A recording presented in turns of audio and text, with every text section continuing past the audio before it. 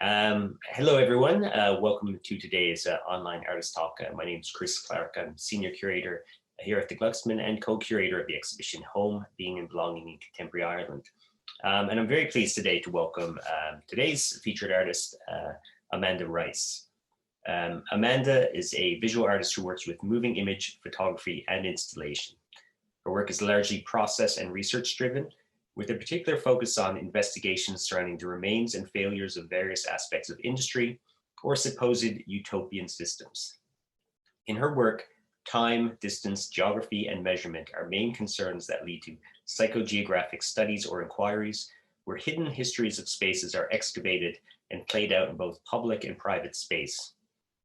Rice has been selected for both national and international group shows at EVA International 2016 in Limerick, Mers Barn in the UK, 126 Galway, Flux Factory New York, and Eastlink Gallery Shanghai. And her solo exhibitions include shows at Ballina Arts Centre in Ireland and Kunstraum Arcade in Vienna.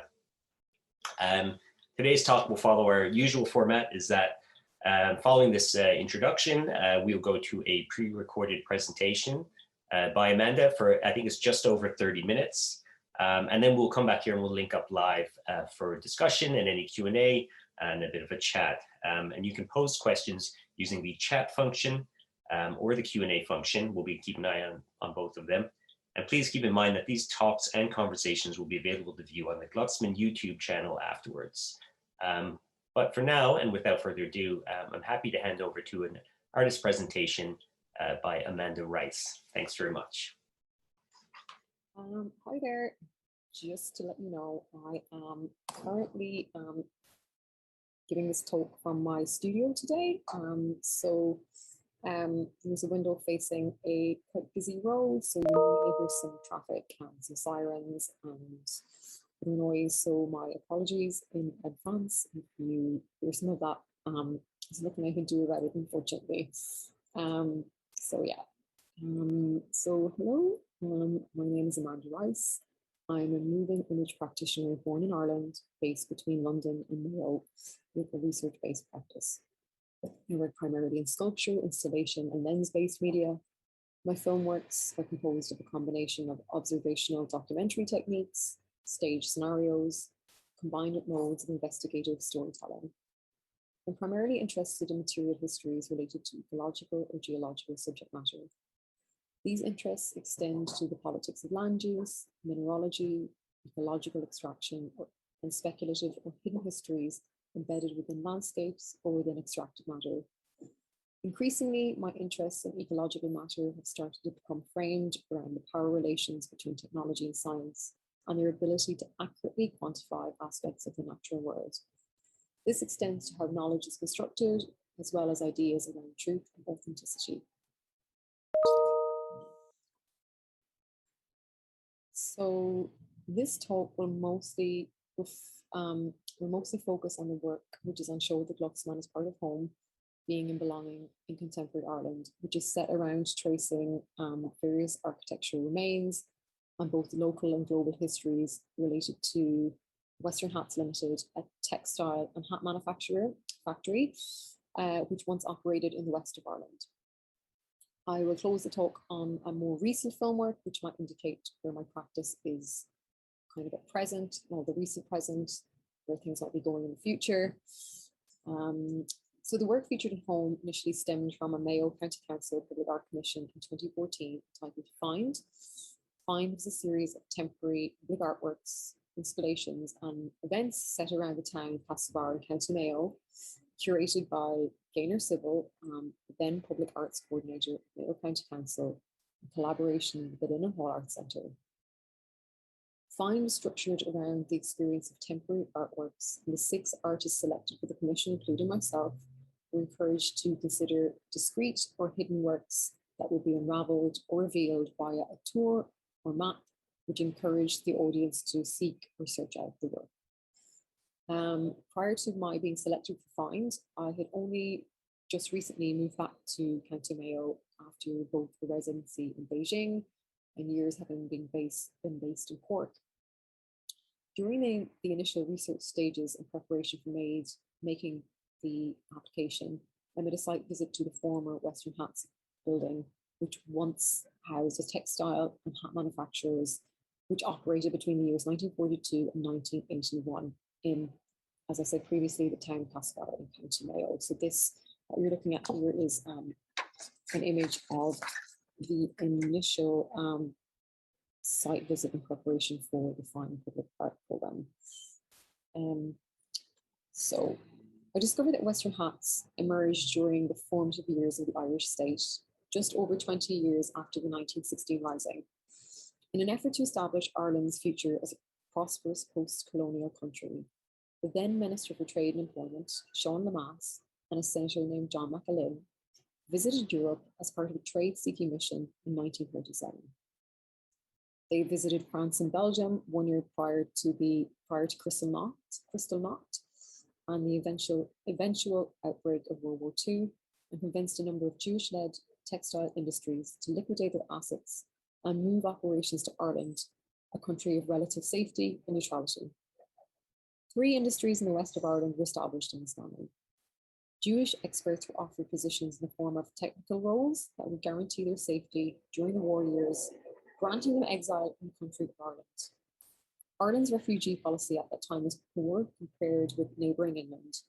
A mere 60 families were offered exile in Ireland, and approximately half of those people were linked to textile and hat making factories. And just to expand upon that, 2 other industries moved to the west of Ireland in that time as well. One to Leitrim, Hirsch ribbons, and as well as that, another industry moved to Galway. Les Modes Moderns, also a hat manufacturer. So 3 moved over in that time from Europe to Ireland, which would have harbored Jewish exiles. But my research primarily focused on the Western hats building in Castlebar in Mayo. So as part of Fine, I decided to focus on the local narratives and archives, on local narratives and archives in relation to Western hats, in particular themes surrounding labour, materiality, and the body. I would go on to investigate the more global aspects of this research at a later date. I connected with a number of very generous local historians and former employees of the factory, who kindly shared their archives and research with me in the initial stages of the project. These included Ernie Sweeney and Susanna Sweeney. Susanna had written a thesis about women's roles at Western Hats entitled Women in Business, Heads for Hats, which discussed various barriers in relation to class and gender which women faced in a very male-dominated labour environment. The thesis was composed of ethnographic methods of research, including interviews with former employees of the factory, ranging from the experiences of middle-class women in managerial or secretarial roles to the experiences of working-class women on the factory floor. So this is an image of 2 women, I think taken around 1942 when the factory first opened, and I believe they are shaping the felt for the hoods, which is the top part of the hat, if I remember correctly. So when going through Susanna Sweeney's thesis, she included an image of the All Ladies Western Hats Tug of War team. There was no names, no details, only a rough date of the 1950s, and a caption which stated that Western Hats had a fine ladies tug of war team. I was really interested in the context of this image, placed in the context of the thesis, which discussed which discussed the labour of working class women in relationship to Irish law and legislation. An excerpt of the thesis spoke of women's roles in the factory and focused upon the effect of the marriage bar had upon working class women in the workplace. This 1934 law specific to Ireland stated that once women got married, they must leave the workplace and look after the family home. This not only had an effect on the careers of the women at the time, but also affected the workforce. You had a case where men in the factory got older and managed to stay in their roles for the longer term, whereas there was almost a constant rotation in female staff due to the due to their getting married and having to leave their jobs. The female workforce therefore remained within the age bracket of 16 to 23. I was really interested in how this legislation shaped this image, as the women in the photograph are largely linked to the factory through the limitations of this law. I somehow hoped to work with this image and perhaps create a work that spoke about the conditions of law, the conditions of this law in relation to the history of the factory and these women's experiences of working there through the physical act of physical exercise, tug of war in this case, as outlined in this found photo. I really wanted to speak to some of the women in this photo, so I sent appeals out on Facebook, Twitter, local papers and local websites, calling for information on the ladies tug of war team. After a couple of months, I had information and contact details regarding the women in the photograph. It seemed that other than this photo, no documentation seemed to exist surrounding the team. However, through interviews and eyewitnesses' accounts, I was able to piece together a somewhat speculative account of the events behind the photograph.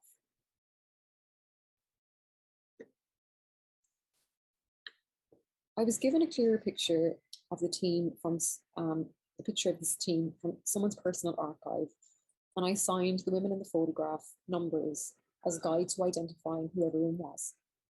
I discovered that the ladies' tug of war team was the only tug of war team that was part of Western Hats, and the formation of the team was related to a one-time event.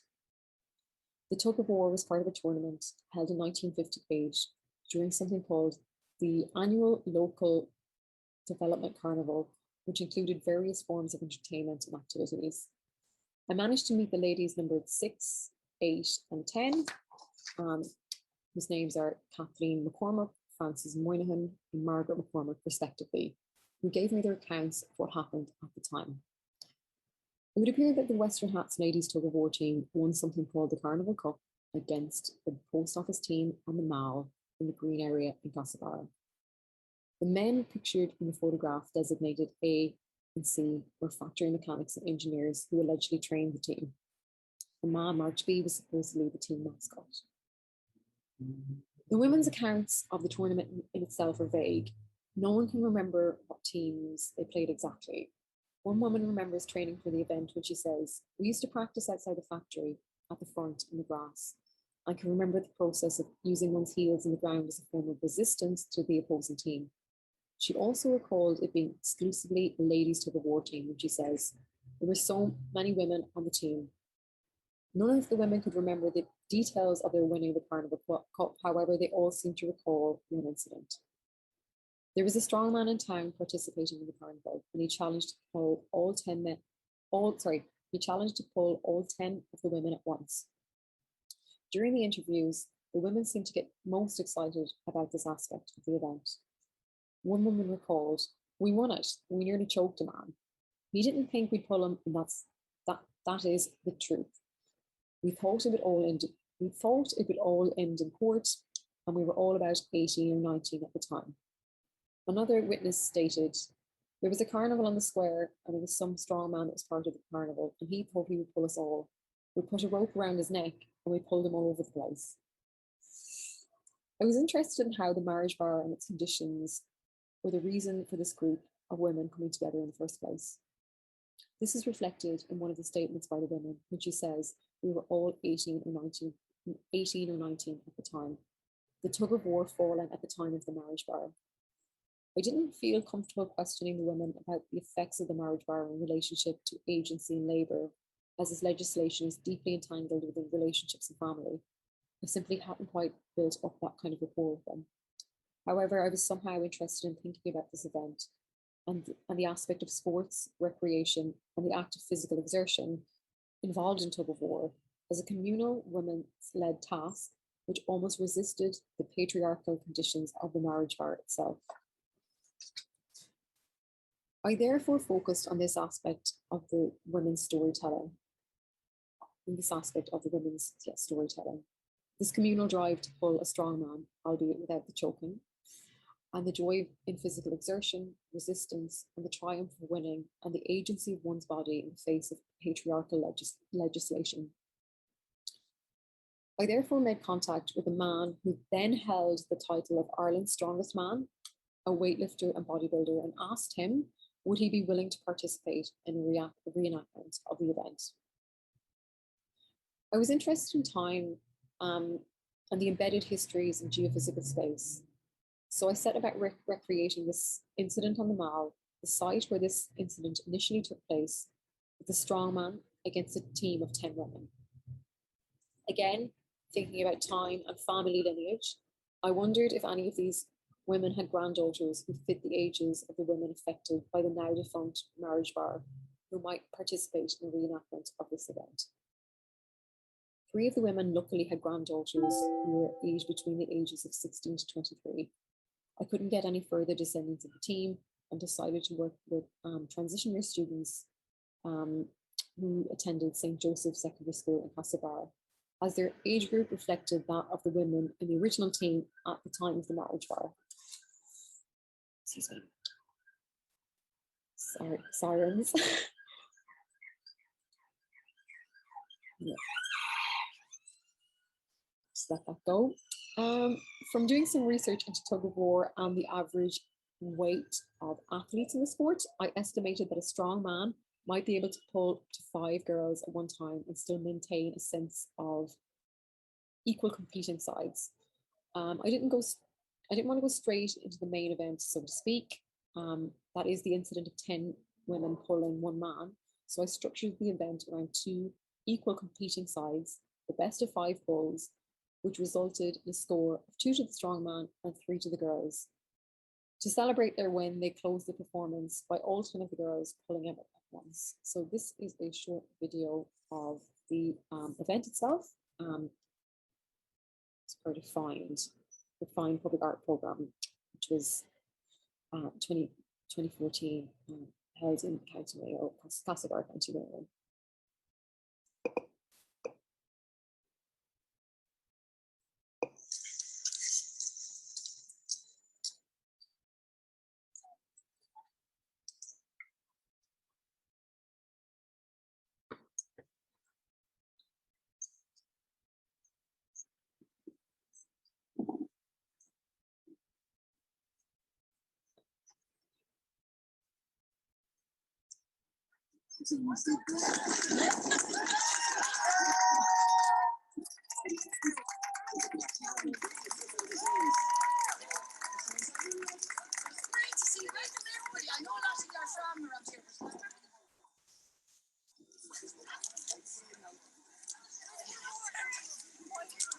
Pressure on both sides. Who's supposed to be?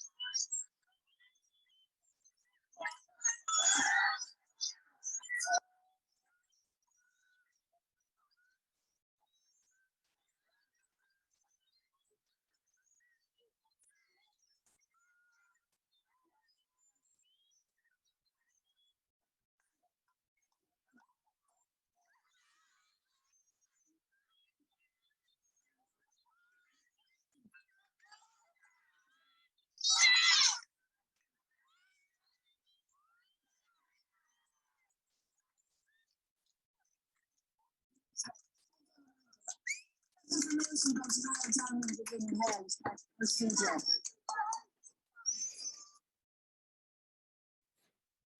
So yeah, documentation of that video didn't quite show the epic tender, I'd call. I think like the videographers, a lot of excitement around that. Didn't quite come across, but this is an image of a team celebrating their win. And I remember correctly,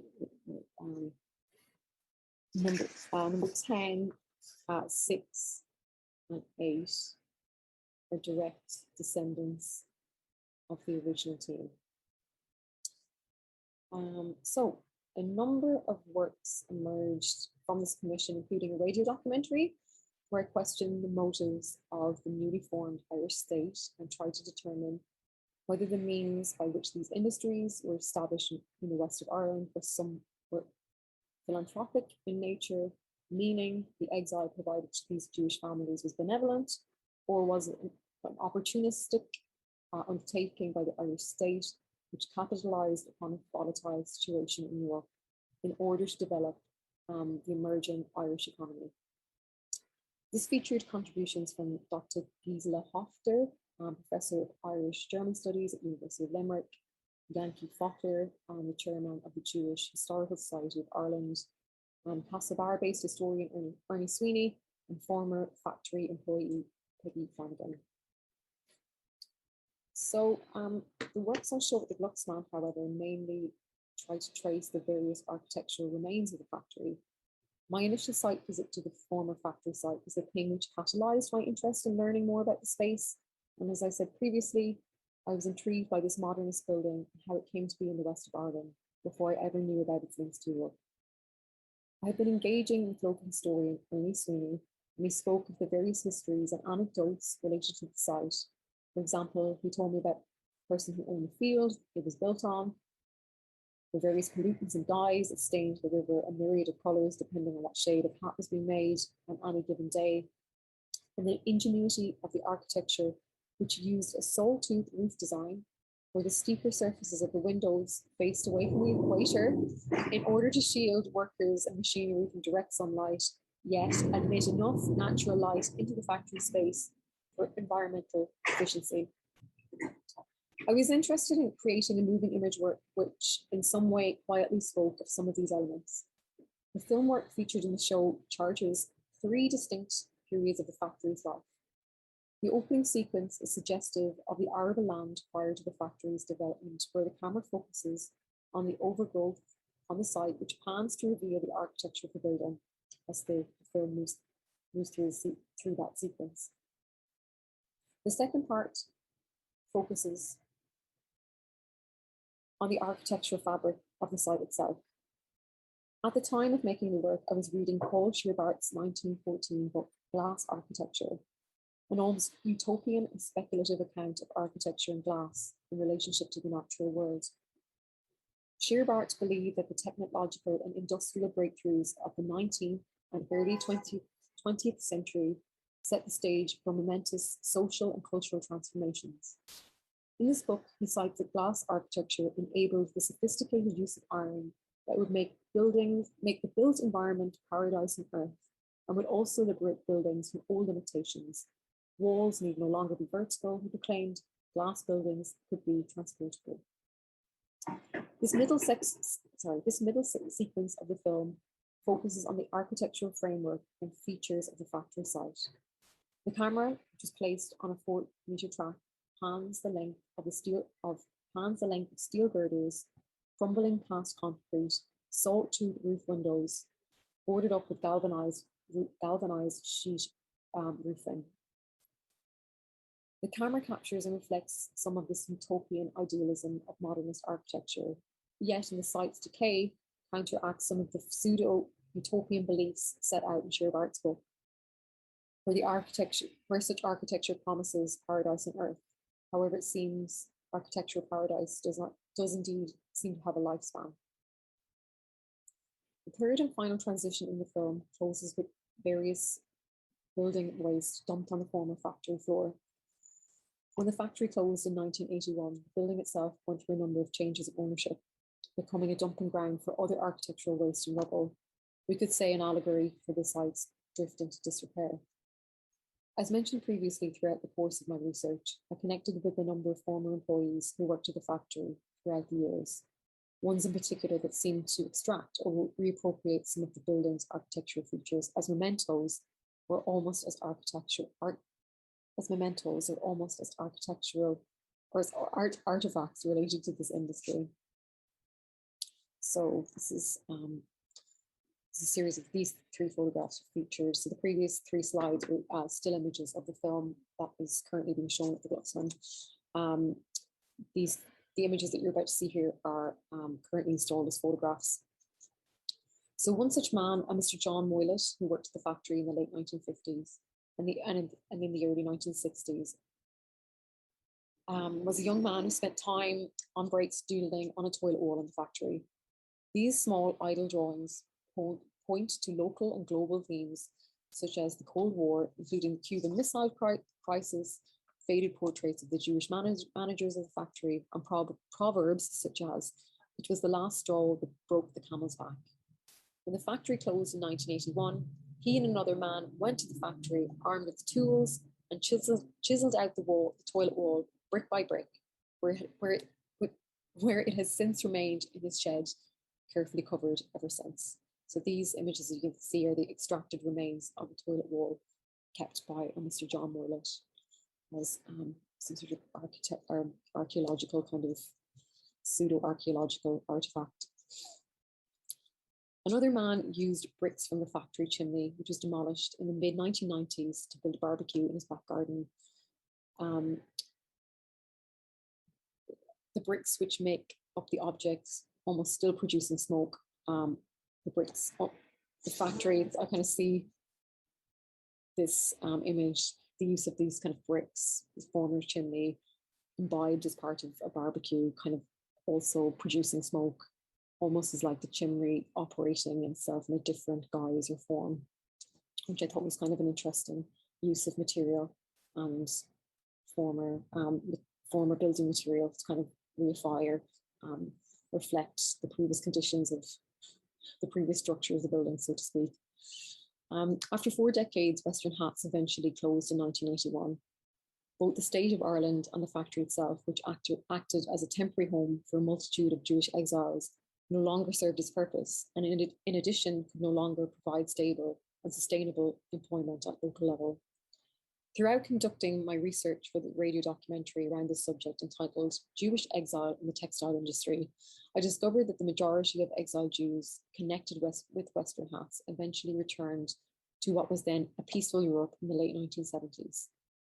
Over 3 decades later, what was once a prominent and imperative aspect of Irish history now lies in ruins, with little to no archive nor acknowledgement by the Irish state.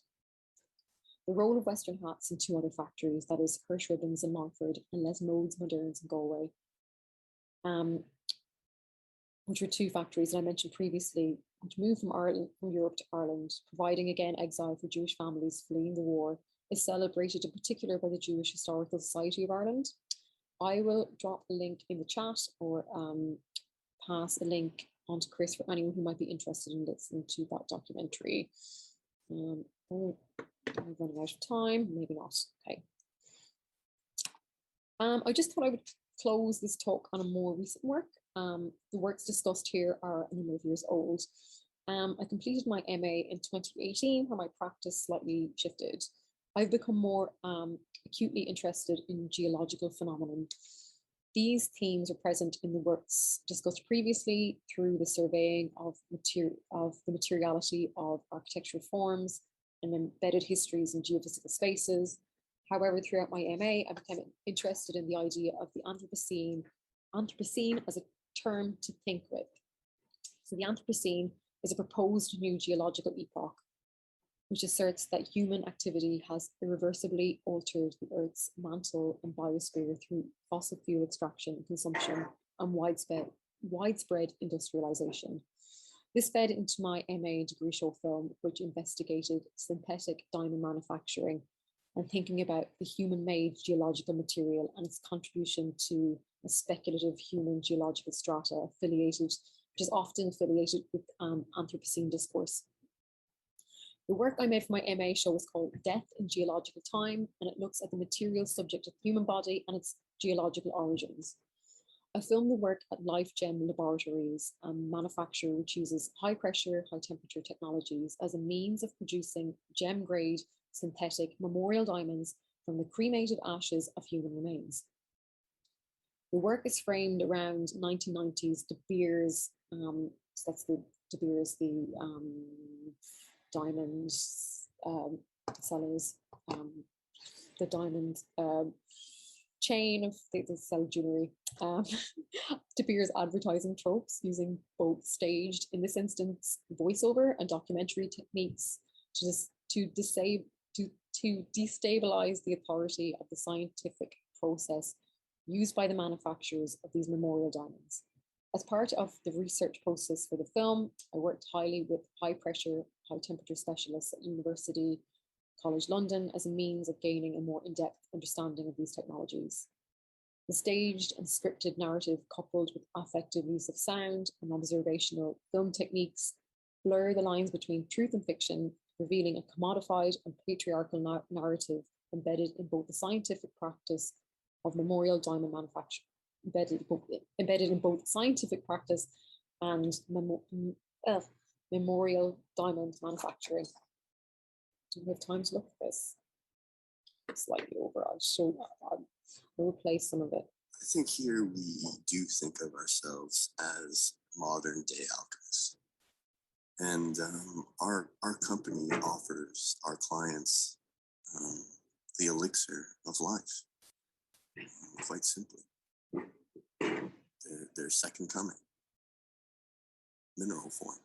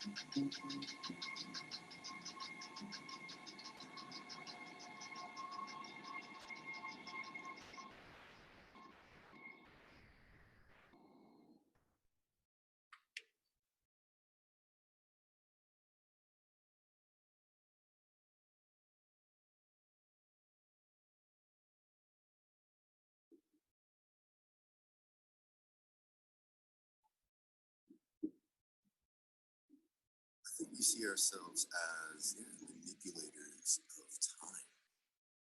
I mean, geologically speaking, naturally, it takes 3.3 billion years to form a diamond. We can do it in 3 months.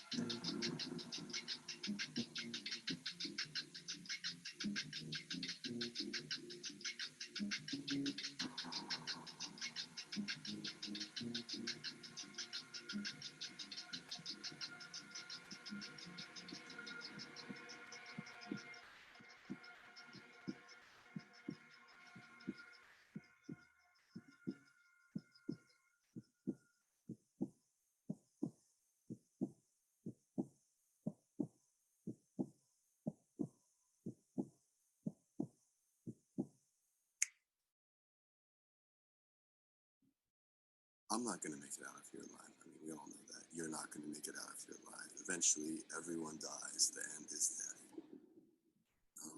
I don't know what that means. It might be great. Might be black.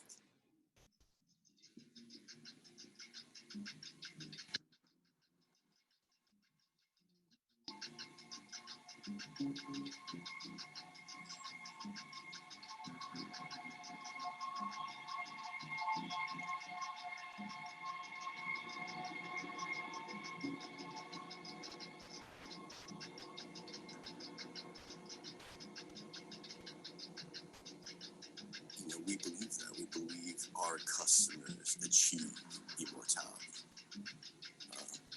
Yeah, not to be trite, but a dime can produce forever.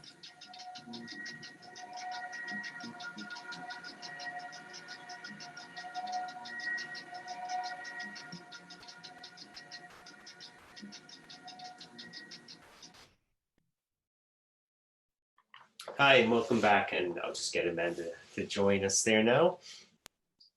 Hiya. Hey, Hey. my apologies for the awful quality of the videos inserted within the presentation.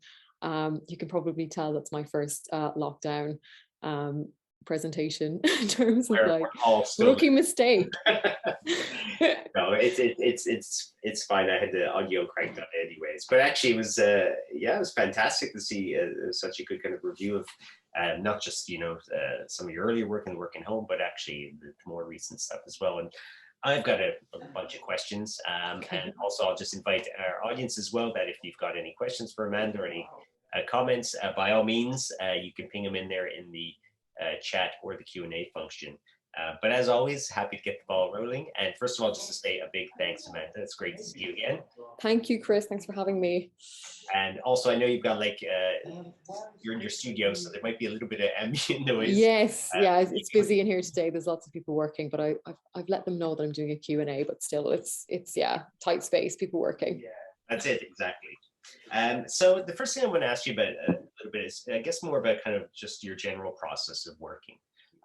You mentioned kind of investigation, but also this idea of excavation, which on one level refers, I guess, to your practice, but also, or your process, but also to some of the content of the work. And I wonder if maybe you can just talk a little bit about this process of distilling what appears to be, or what is a very extensive research process into a selection of photographs and films. How do you refine the mediation of quite kind of complex historical, political, social context into what necessarily must be a relatively small selection of visual elements? It's true.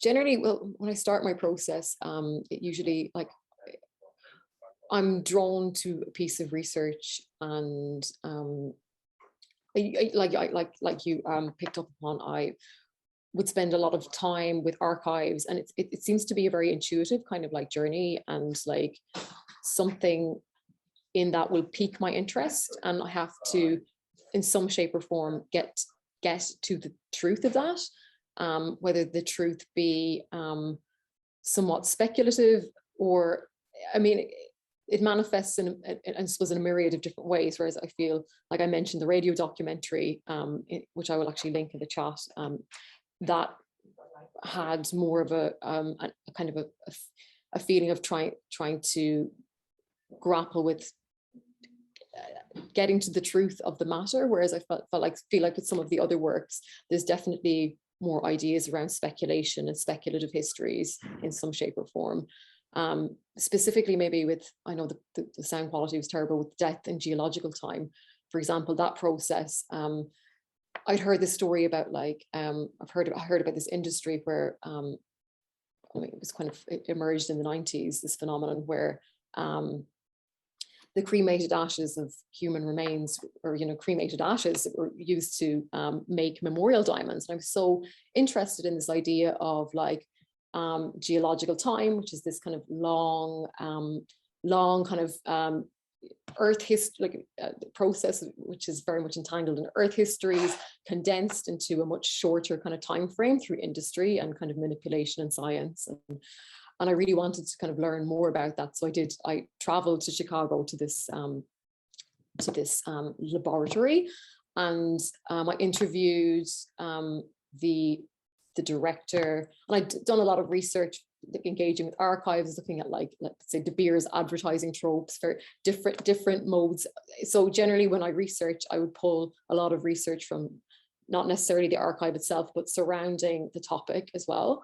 So when I was interviewing Greg from LifeGem, I felt like he was selling me an advertisement. I didn't feel it was, sorry, this is very public. I just felt I was being sold an advert.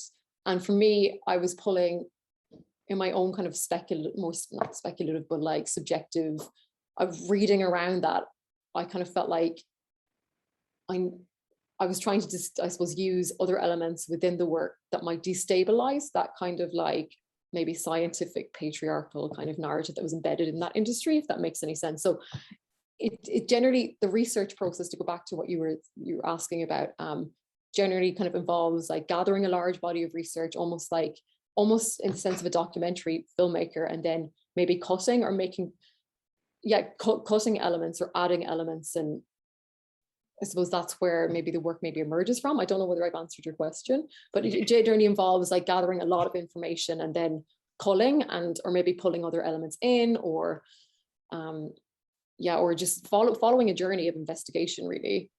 Yeah, I mean, I think you completely answered it. I mean, that kind of in the process itself, you kind of it uncovers things, I guess, as well, that maybe you don't necessarily go into knowing that you're going to come out with a film or photograph. Yeah, exactly. Well, for example, the tug of war piece, I mean, I didn't necessarily, when I started with that, was the first work that kind of emerged, and I felt like because of the public art program, it being I wanted to focus more on the local history rather than the global aspect of that history. And I suppose that very much involved a process of investigation and finding out who these people were. And it wasn't until I gathered the information surrounding this picture that I could maybe piece together, think about like what I wanted the work to be, in a way. I mean, I've never worked really in performance, so that was quite new for me, and I haven't really done it since. But I think it was, again, fitting the brief of this temporary public artwork, a public artwork which had a fairly modest budget. I couldn't really afford to make a larger maybe piece of work like a film or produce photographs, but do something like this, which kind of maybe brought people together. I felt like it was really important on what emerged on that particular day was really nice for former employees of that factory and that recent history to maybe come together that had not had a reason to do so since, if that makes any sense, maybe in this kind of public, kind of slightly fun, but also day out art event. I mean, this is it. Like I thought I mean, it's a gorgeous film in its own right, but of course, I guess, you know, part of the nature of a project like that is about that kind of moment, that thing that you can use kind of the camera to capture something of that atmosphere. But of course, you're only ever going to get kind of the surface of it. You're not really going to get the relationships or the kind of responses that the actual event itself is triggering, right? Yeah, exactly. I mean, I feel like for me, I was present on the day of the event, but there was just so much happening. I was coordinating everything, so I couldn't really fully enjoy the moment. I felt like I was directing the event and making sure things ran on time. And I mean, it was that day was a blur for me. Really.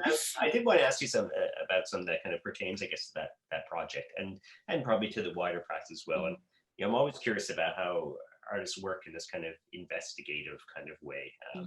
Here you can think about that process of tracking down the women from the original tug of war team.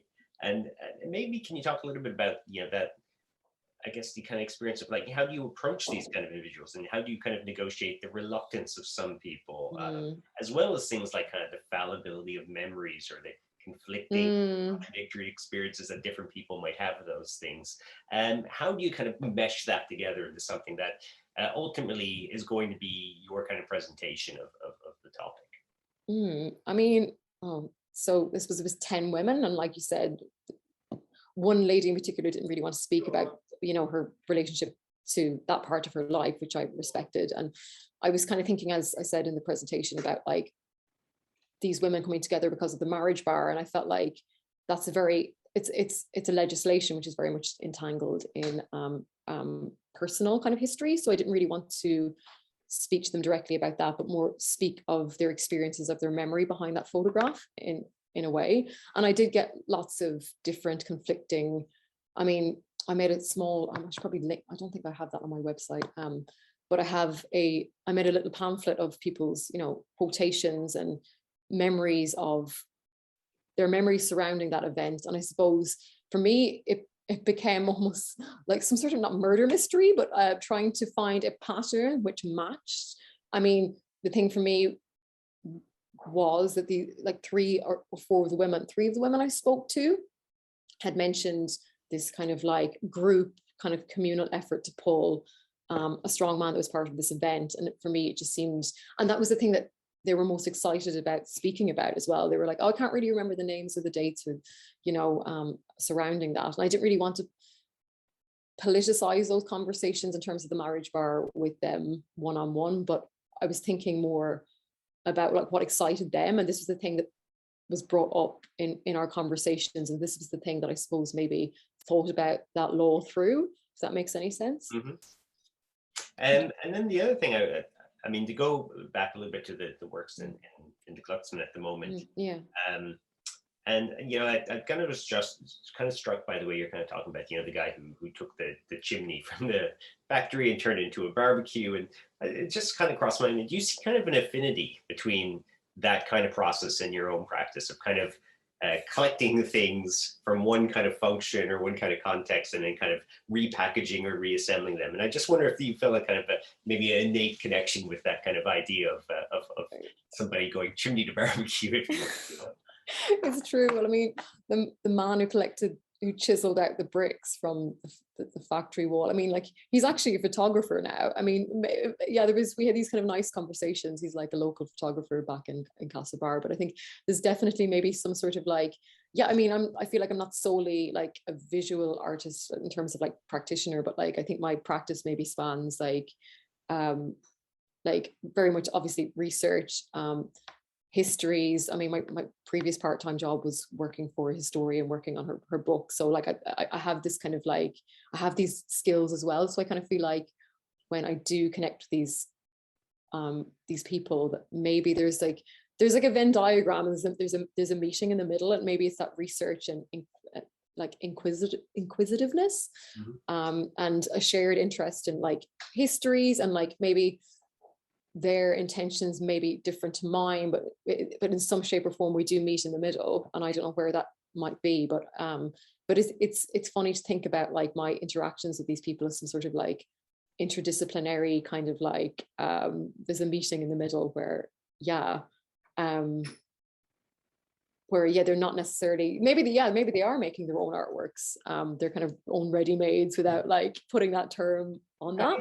Yeah, it's a nice kind of point of contact, though, isn't it? You know, you don't have to kind of explain something that's completely out of left field to them. It's like, you know, I also use these things to kind of make something new. I get that. They kind of, that makes perfect sense. I never really thought about it like that, but yeah, I think you've hit the nail on the head. Oh, well. I also want to ask you, Ben, you spoke about this a little bit even at the outset of the conversation here about the death and geological timepiece, which was actually really interesting to me as well, because I remember as like a student being told about De Beers and how they invented their own market for kind of the engagement ring, because they had all the big diamonds that are kind of, you know, obviously the ones that are usually valuable and rare, and ones that were used for kind of industrial purposes, and then they had all chips. We can market this, and then of course the diamonds are forever. And kind of was their kind of thing as a way of kind of, and I even read somewhere that they like went to schools and stuff and did these kind of educational kind of lectures and workshops, basically telling young women about engagement rings and what they represent, which is like the kind of thing that you probably can't get away with now. But I didn't know. But I thought it's writing that one down, especially what you said there at the outset as well, about, you know, that you felt like you were being kind of sold to. The sense of they're still doing it. De Beers is still at it. But the piece also has this kind of weird fetishization of technology in the lab as well. I wonder if you could maybe just talk a little bit about that. Is there something about the kind of materials and spaces of kind of like scientific research or excavation or the archive? Is some of those particular places that has an appeal to you in your work? You seem quite drawn to very fixed kind of locations, or locations that are kind of redolent with a certain kind of meaning, or kind of like a weirdly fetishized value to it. That's really, really interesting, because I only noticed when I was putting the talk together that actually, and I need to unpack and try and make some sense of this, that like I haven't talked about both those bodies of work together before, in terms of like that connection to industry and, as you say, fetishization of like maybe this, specifically in death and geological time, where I feel like, the camera does kind of like pan and kind of reveal this kind of like this space, which is like this sorry, sirens, so loud in here, this kind of like pseudo like I don't know, like almost the chrome surface of this kind of like, I don't know, sorry, let me think about this. I need to think about this. Could you actually repeat the question for me? That like siren, the noise in here is.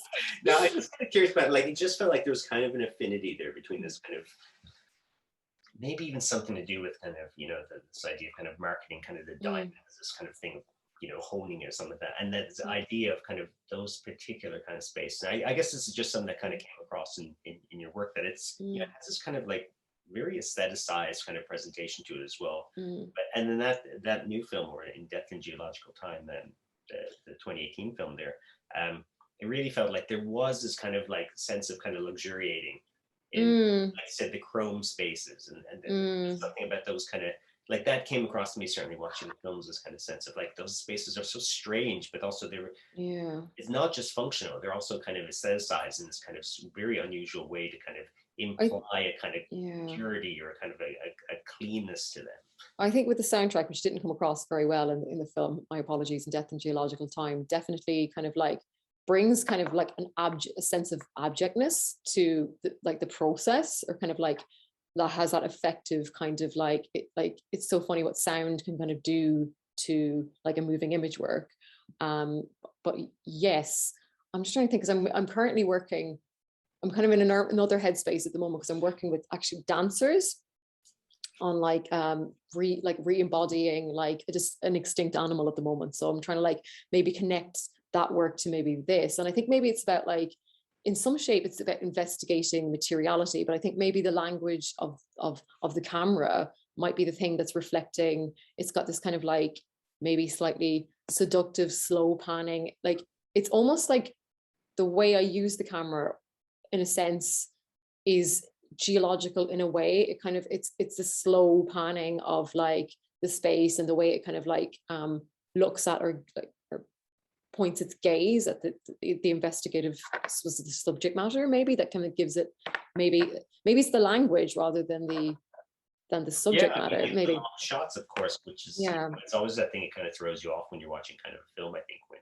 you're kind of and actually so closely for a long time, and I think that's shifted a bit in my work. I mean, like my most recent work, actually Death in Geological Time, is a couple of years old, but it's more kind of like, it's the more recent work.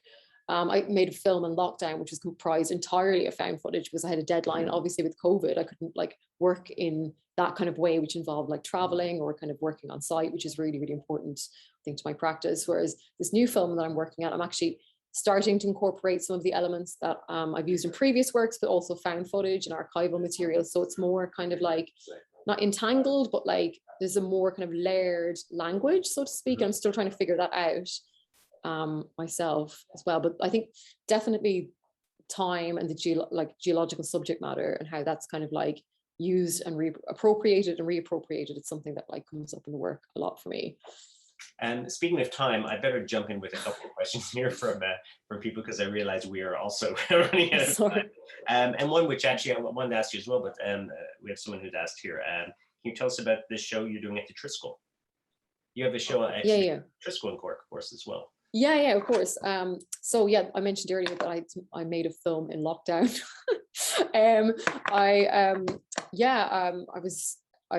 Initially, so Death and Geological Time is showing there as well, but I made this 3-part film called No One Can Ever Embargo the Sun, which is a quote from the President Jimmy Carter, US president. I can't remember, but he's speaking about solar energy and how like the sun, and how, I suppose he was speaking about this in relation to the oil embargo in 1973, and he's talking about how sunlight is this kind of global material that can be used to harness energy. So it's structured in 3 parts. It's voiced by myself, and I use found footage to kind of talk about solar energy, the technology surrounding solar energy, and materials. So I think the first chapter is roughly called Light, and I try to talk about like light in a very speculative way. I mean, I talk about speculation. It's more like it's like a research essay, but a very speculative 3-part research essay. The first chapter being light, the second one I think being silver, because silver is a component that's used in solar technologies. And the third chapter is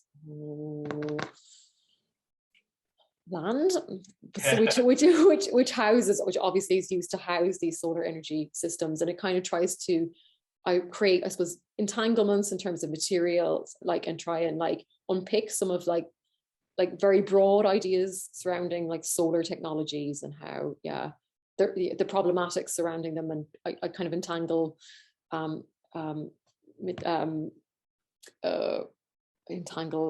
pull in some references to Irish artifacts because of their materiality, and it's very much weaving, and kind of I haven't really worked like that before, but I think it was quite good for me to do that, because it's starting to feed into more new and recent work.